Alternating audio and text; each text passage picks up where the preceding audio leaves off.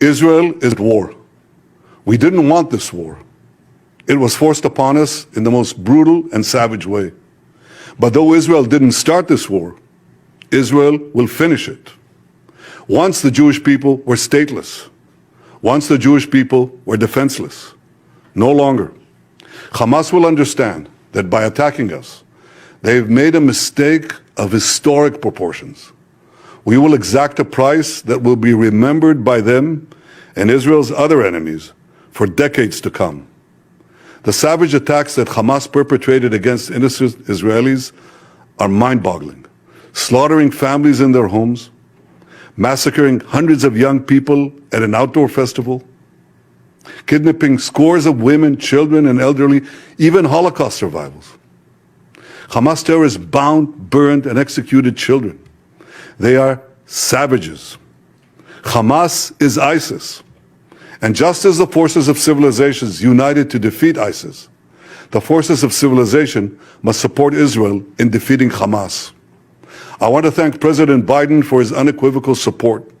I want to thank leaders across the world who are standing with Israel today. I want to thank the people and Congress of the United States of America. In fighting Hamas, Israel is not only fighting for its own people, it is fighting for every country that stands against barbarism.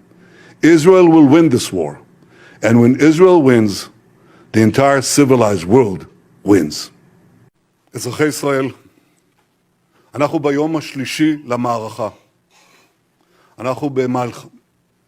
אנחנו במערכה על הבית, מלחמה על הבטחת קיומנו, מלחמה שבה ננצח. המלחמה הזאת נכפתה עלינו על ידי אויב מתועב.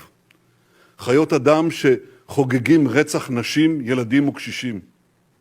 את הזוועות שחמאס ביצע לא ראינו מאז זוועות דאעש. ילדים כפותים שהוצאו להורג עם שאר בני משפחותיהם, צעירים וצעירות שנורו בגבם, הוצאו להורג, ועוד זוועות שאני לא אתאר כאן. אנחנו ידענו תמיד מי זה החמאס. עכשיו כל העולם יודע. חמאס זה דאעש.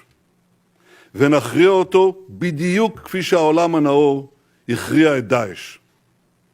האויב הנאלח הזה רצה מלחמה, הוא יקבל מלחמה. בתחילת המלחמה הנחיתי לעשות 5 דברים מיידיים.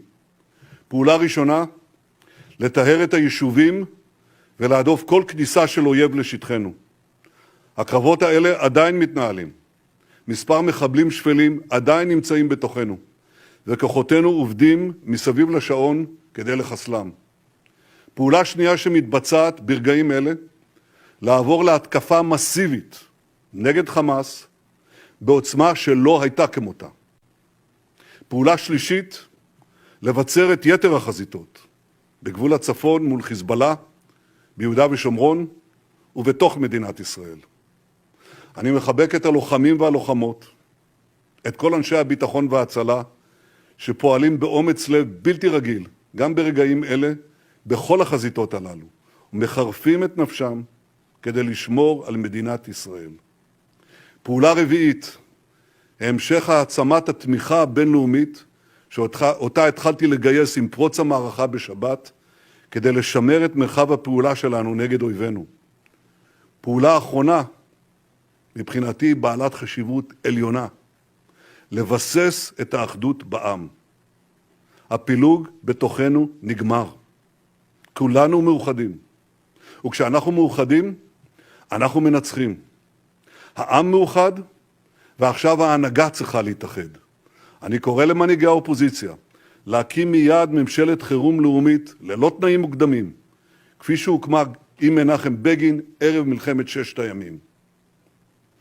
אזרחי ישראל היקרים, התחלנו, ואני מדגיש, רק התחלנו להכות בחמאס. התמונות של החורבן וההרס ממעוזי החמאס בעזה הן רק ההתחלה. חיסלנו מאות רבות של מחבלים, ולא נעצור שם. אמרתי שכל מקום שממנו פועל החמאס יהפוך לאיי חורבות. זה כבר קורה היום, וזה יקרה ביתר שאת בהמשך. אני נמצא בקשר רציף עם